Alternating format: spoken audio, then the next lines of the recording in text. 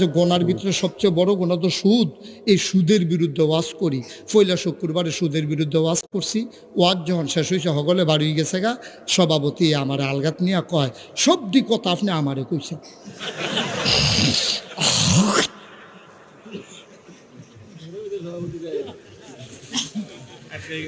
হ্যাঁ, আমার দুস্থ কয় হারামও না।